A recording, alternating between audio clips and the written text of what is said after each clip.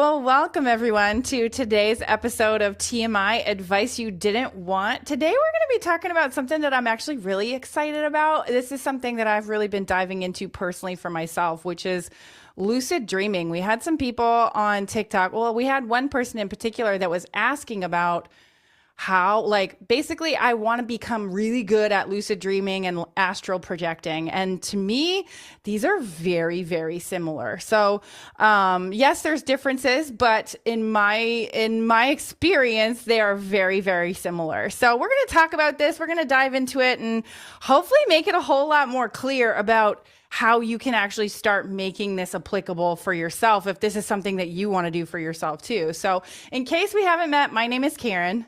My name is Ashley, and I know this is a lot more your wheelhouse of experience than mine. I think the closest I can get to that area we've already talked about on the podcast, and that's sex dreams, and then how I have like felt people come to me in my dreams. Mm-hmm. Mostly my daughter, where when she's at her bio mom's house, I can feel her like coming to me when she's falling asleep or dreaming or something like that. So. Mm-hmm. Yeah, Yeah.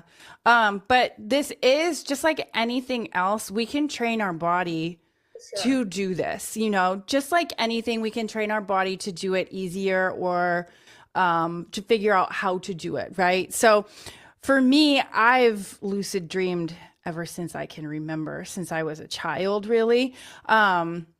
And it wasn't always on purpose, but I know how I can break down how to do it because there are times where I can purposefully go, I want to have a lucid dream and I can make it happen. So one of the things that I read a book recently, and one of the things that they were talking about, what that I loved, that I never really incorporated before, but now that I've heard it, I'm like, oh, I'm going to do that because I can see how that works. Is one Yeah. of the tricks that they gave was to set an alarm on your phone or have something that reminded you about every hour to ask yourself, is this real? Am I dreaming? Ask yourself, make it a habit, okay? Just like anything, if you're making something a habit during the day, it's going to show up in your subconscious mind. Hmm. Okay, so one of the things to do is set an alarm and then ask yourself, am I dreaming? And then what ends up happening is your subconscious mind will start to ask that question when you're dreaming. It Hmm. becomes like this habit that you do even when your brain is in that state of dreaming. And so I had never done that before. I actually had a friend suggest that to me before I read this book that I'm talking about. And the book was basically it's called The Field Guide to Lucid Dreaming. It's perfect for somebody that's a beginner in learning how to lucid dream. Right. But basically, I had a friend that was like, oh yeah, I read this book and it was a different author. But that was the suggestion, was to actually ask yourself that on a consistent basis.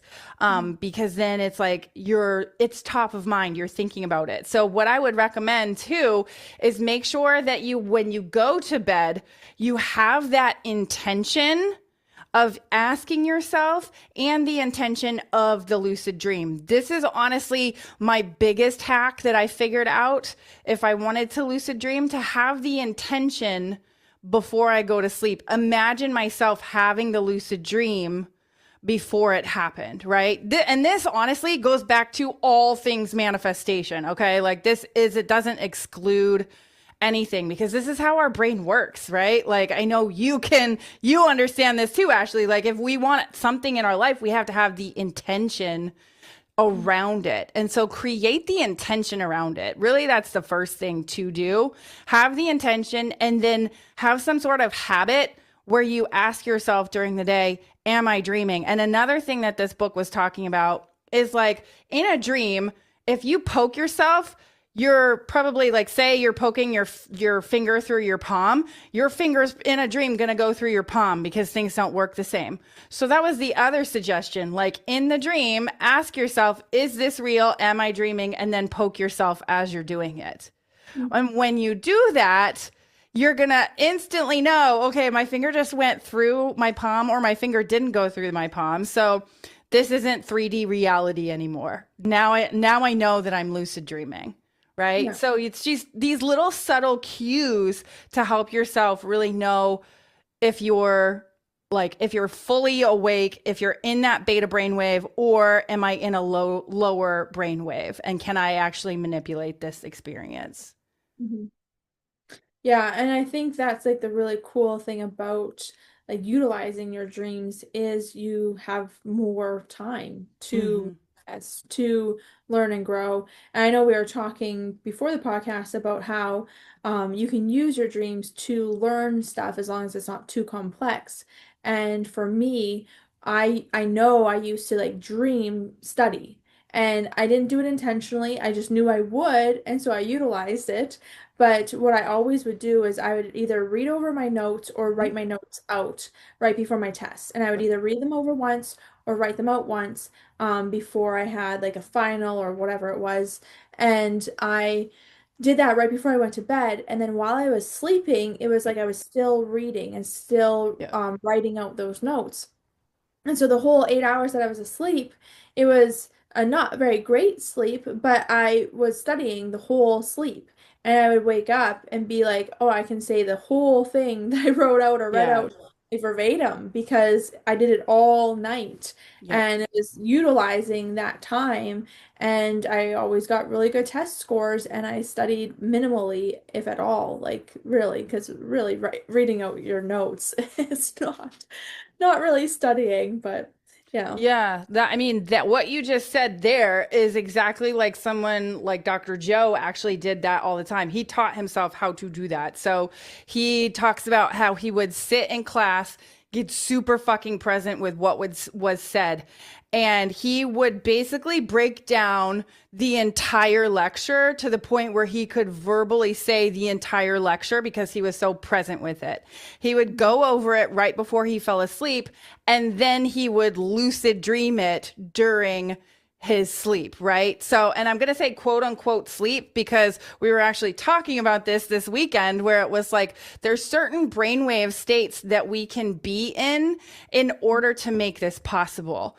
And I will tell you, for me, figuring out the different brainwave states and being able to control when I'm in these different brainwave states, I've figured out how to do this through meditation. And so I think that that increased my ability to lucid dream as well.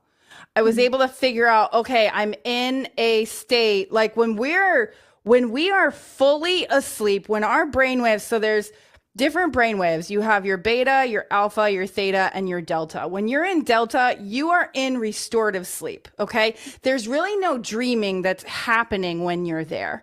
Okay. Your brain is, well, your body really is needing to restore itself, and your brain. Mostly. Everything's restoring. Yeah, everything's restoring itself, right? So it's really not a time that your brain is being creative, quote unquote, right? So, but when you're in a beautiful state called theta, this is in the place where you do start to lucid dream, right? This is the place. And I know when I'm in theta, when I'm doing my meditations, because I have some really wacky shit happen. And I'm like, okay, I didn't make that up. Like, that's so weird. So, but that I would say, like, if I could hook up a EEG machine to my head while I'm sleeping, I would probably guarantee you that I'm in theta whenever I'm having some of those really crazy lucid dreams that I've experienced before, right? So you can train yourself to understand how to get through different brainwaves, right? We're always entering different brainwaves throughout the day, right? And the most common time where we go through the different brainwave states pretty quickly is when we're going to sleep or when we're waking up, right? So when we're waking up in the morning, we're going from delta to theta to alpha to beta, right? And when we're going to sleep, we're going from the beta to alpha to theta to delta, right? We do that really quickly. So what you're doing when you're meditating or when you get really good with lucid dreaming is you're actually controlling more of the brainwave state so that you can stay there a little bit longer, so that you can actually interact with what's going on in your mind, right? In your dream world, in your creative state, right? So in the 5D, really.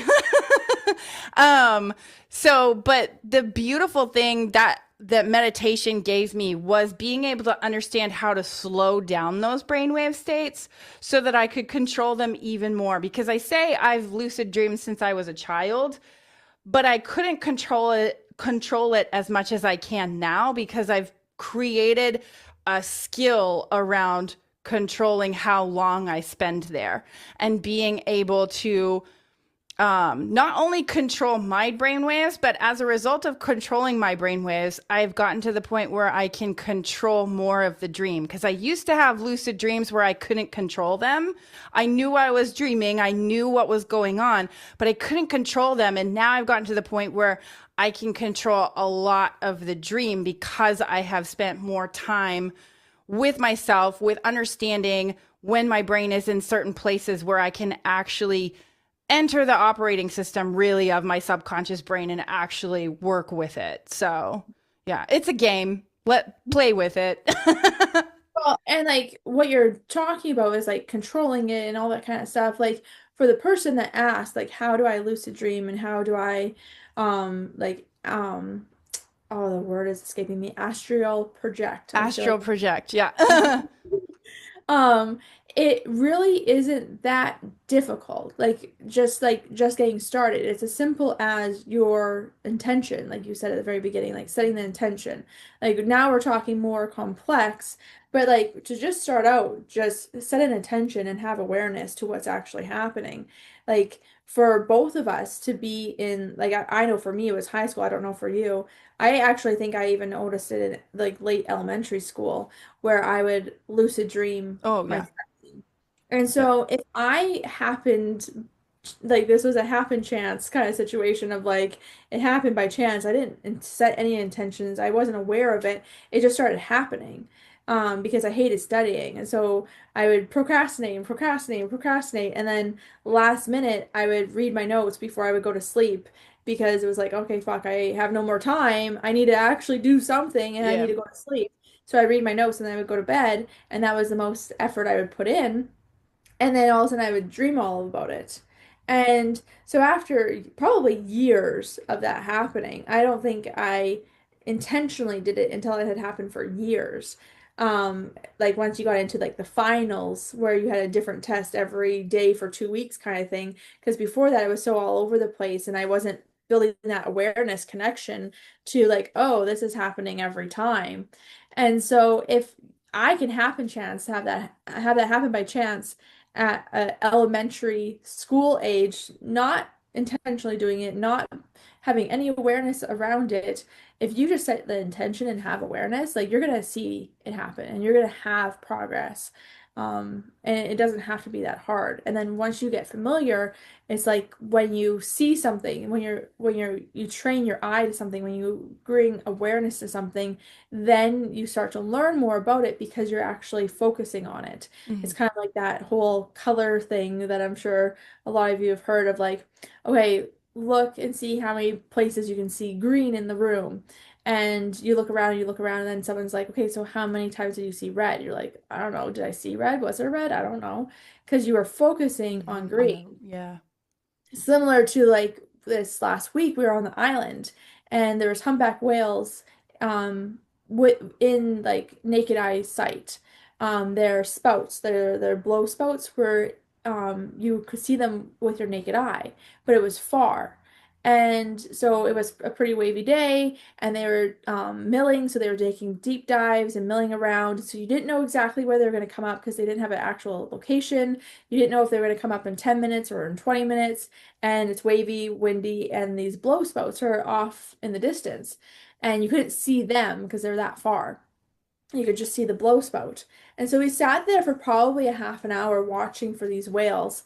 And then finally I said to my partner, I'm like, you know what? I think we gotta go because this is like we've been sitting here for a while and our eye is not trained to find these blow spouts. Our Mhm. eyes don't know how to find them because we've never seen them before. Like on TV kind of, but not the same. And so I'm like, I don't think we're gonna see them. Like the other person that's posting on Facebook saying that she's seeing them, she saw them while we were here and we didn't see them. I don't think we're going to because we're not training that way. Mhm. We don't have awareness around it. And so it's the same thing with your lucid dream. Set your intention, set your awareness, and as it starts happening, you'll start to recognize it and you'll train your mind to seeing it. And then as you now are able to control the waves and control your lucid dreams, as you build that awareness, those things will build. More than likely, it's not just going to go like that and snap your fingers and have it happen. Yeah, yeah, it really is about it. I mean, this goes back to anything with manifestation too. Like Yeah, if you want to create something in your life, you've yeah, got to have an intention around it. Creating that intention is step one, and then keeping your intention on that focus, like keep it there, and then ask yourself, okay, it hasn't happened in my 3D reality yet. What do I need to change about myself in order to create that? So, for example, if you're like, okay, I'm listening to Ashley and Karen right now, and what they're saying is great, but I've tried all this stuff. Well, my question is, what do you need to potentially change about yourself that could allow this to be a possibility for you? And that just takes getting really present with yourself and going, do I have doubt around it? When I think about doing lucid dreaming, do I have the thought, oh, I really want to do this, but I don't think it'll ever happen to me? When you realize that that's the program that's keeping you stuck, that's now the program that you can start to work on. And like I said, this is the same thing with manifestation. Okay. If we're looking to create XYZ in our 3D reality and it's still not showing up, what do I need to change about myself? What is the thought? What is the program that I keep running on repeat without actually knowing that it's there? Can I pull it forward and mhm, can I rewire it somehow? Can I choose to look at it a different way? And when we choose to look at it a different way and say, okay, well, I haven't lucid dreamed yet, but what would it feel like if I did? Who would mhm. I tell that I had? You would probably be like, oh my God, you'd wake up in the morning and be like, oh my God, guess what, honey? This is what just happened. Or maybe you want to talk to your best friend about it. Imagine having that experience because now you're priming yourself for that experience. And Mhm. so, really start imagining how it feels to have the lucid dream or the astral projection before it happens. We really haven't touched on that yet, but let's be honest. It's so fucking similar. Like I can't even tell you. It's so similar because when you're either lucid dreaming or astral projecting, you're still in that theta brainwave state that I just went through, right? So it's really about getting to that brainwave state and playing with it. And then start feeling yourself release from your body. And then start allowing yourself to explore different places. I've explored space before. It was fucking weird. And I was like, is this happening right now? And it was like, yeah, this is absolutely happening. I had all of my quote unquote five senses and more. And it Yeah. was really cool to have that experience. But I'm saying right now, like lucid dreaming and astral projection aren't that dissimilar because your brain, you're still in a very similar brainwave state. And Mhm. one thing that I learned through meditation is I can control my brainwave state by like quieting my mind, quieting down those intrusive thoughts. I can control that, but I can't always control um how do I say this? I can control the experience, but I don't necessarily have to. Like Yeah. how do I say this? Like, okay, what I'm trying to say is like if something's happened before, trying to make it happen again doesn't always work because you're trying to experience the unknown, and the unknown needs to stay unknown in order to experience more of it. So hopefully that makes sense, because I feel like I was gonna get it kind of getting caught in my words with that. But all that to say, like, if you want to have these crazy experiences, it's about being able to have the intention, set the intention before you go to sleep. Or if you wake up in the middle of the night, this is the best time to lucid dream. If you wake up in the middle of the night and you're like, okay, I'm going to go back to sleep. And when I go back to sleep, I'm going to have a lucid dream. When you do Yeah. that, your brain is like primed and ready. And that was actually another thing that they suggested in the book that I read, because now your brain is more likely going to step into that REM sleep a whole lot faster, because you're primed and ready for it. So that honestly is when I have most of my lucid dreams, when I wake up and then I go back to sleep. And it's like, oh, yay, this was fun. Well, yeah, that's what I was gonna say. Like, I notice I'm dreaming in general the most. Like, if I wake up right before my alarm, or if I fall asleep again after my alarm in Yeah. those mornings. Sometimes if I wake up in the middle of the night too, but it's most often if I wake up just before my alarm and then fall back asleep, or wake up and then at my alarm and then go back to sleep. That's when I remember my dreams the most. Yeah. And they feel the most real too. They feel very real. Yep. Because that's when we're most primed to get into that REM sleep or that theta brainwave. I don't care what you call it. You're in a very suggestible place. And I've Mhm. had experiences that, like, you want something, say you want something in your 3D reality, and you're so focused on it out here. And when you go into your lucid dream, and you start to realize in your lucid dream either how come you don't have it, or that it's literally on the way, because you can see, it's like you can see the full map of your subconscious. I don't know how to explain it any other way, but you start to see where the blocks or the doubts are. So that's what I've used lucid dreaming the most for myself, is I start to see either the blocks, the doubts, or oh my god, this is going to fucking happen. Right? And it's like that's when you're like, okay, the game's on. Now I can just be like, I can sit back and go, I've already created it. Like I know it's happening. And I love, like, to kind of go on to a different subject too. I love where you were talking about how, like, your daughter would visit you. That's really fun, because I've had experiences like that as well, that have caused me to able to release things that I might have been holding on to in my 3D reality. Yeah. And so, like, the beautiful thing about lucid dreaming or even astral projecting is that it gives us a time to connect with ourself that we don't always connect to when we're in our waking day. Yeah. And it's really our subconscious brain. Mhm. Well, So, and I think that like when she came to me, it felt like she needed like comfort and safety. Like it felt like it was like she was panicked and was like coming to me for that calm. And it's interesting because she like her identifying word for me is always calm, that I'm her calm. And I wouldn't say I'm the most calm person in the world, but that's who I am to her. And so I had her come to me and I felt this like her energy and I didn't see her. And I was awake. It was bedtime for me. And I clearly felt her presence. And I said to my partner, I'm like, I feel Aubrey's energy. She is reaching out to me right now, 100%. And I felt her frantic energy, and then I felt myself connect with her. Like I sent her energy, sent her Reiki, in my complete awake state. And so I sent her Reiki, and then I felt her energy calm down, and then she hung out for a while, and then she left. And so my interpretation of it was her lucid dreaming and having that astral projection to me, and then I was awake and was able to be aware of it and feel that, and then also um, send her that what she needed. I have also had a lucid dream with her once, where I was asleep too. So it's interesting how that works and how you can pick up on that kind of stuff.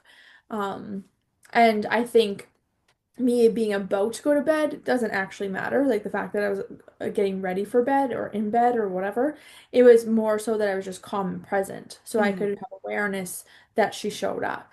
Like if I was in the middle of something and wasn't paying much attention right. to like, the energies I was feeling, it still would have been possible, but I just might not have noticed it. But because of my state, I definitely noticed. Yeah, no, definitely. So, like I would definitely bring awareness around like brainwave states with that too, because when we're in beta, we're in more of an aware in our 3D reality. But when we start to enter into alpha, we start to get more creative and we start entering our subconscious mind at that point, right? So that's when you are more present and you are more focused on what's going on inwardly. You can still be awake, but you're able to like calm into that present moment. And that's when stuff can happen when we are awake.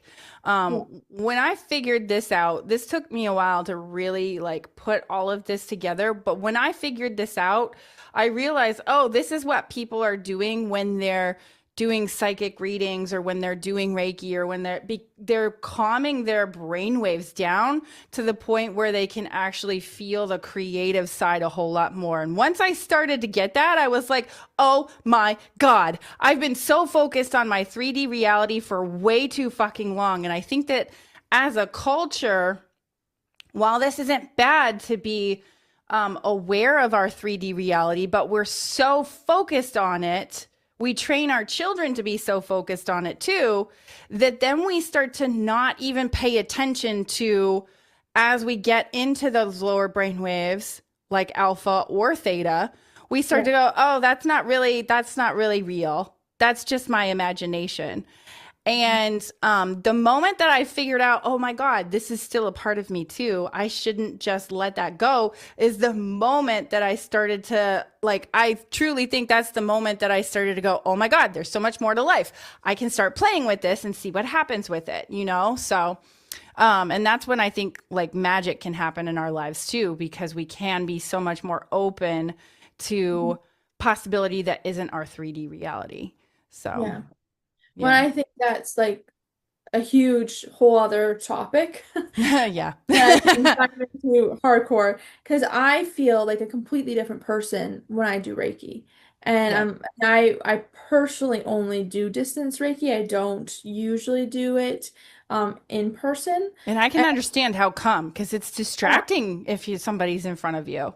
well, and it's a higher frequency Mm, to do distance Reiki, and I feel more present and less distracted by my 3D, and hmm. it's much more aware and intuitive, and like it's not about me. Right. When I do it in person, it's a lot more like, oh, this body position feels weird, or like I can't wait to move to the next position, and it's just very like that kind of stuff, but it's more so in distance, it's more of a higher frequency, and I have more awareness and more intuition of what I'm doing.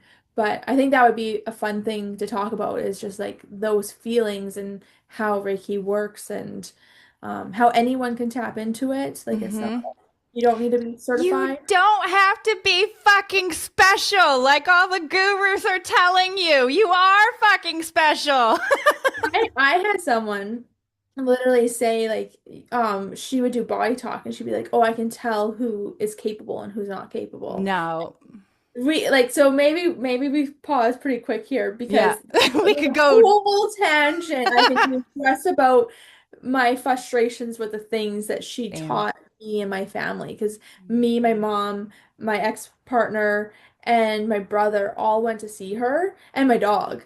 And I had a lot of like, ooh, oh, I don't like that. And it wasn't like, oh, that doesn't connect or that doesn't align, that doesn't work for me. It was like, ooh, that's a big red flag. So, Yeah, yeah. Maybe we talk about that next time. I think this is a really great place to end off. So, hopefully, we kind of gave some more clarity on lucid dreaming. We can all do it. We can all tap into it. It's about setting the intention. So, with that, we're going to call TMI advice you didn't want a wrap for today. So, if you are listening on YouTube, go ahead, give us a like, give us a subscribe, and leave us a comment. Let us know what your thoughts are. Let us know what your questions are, because I know there's so much more we could go into with this. Like, I barely even scratched the scratch of where we could go with this. But if you're listening on your favorite podcast host, go ahead, leave us a 5-star once again. Let us know what your comments are as well. So with that, we're going to call TMI advice you didn't want a wrap for today. Thanks so much for watching. Click on one of the videos below to continue hanging out with us, and don't forget to subscribe.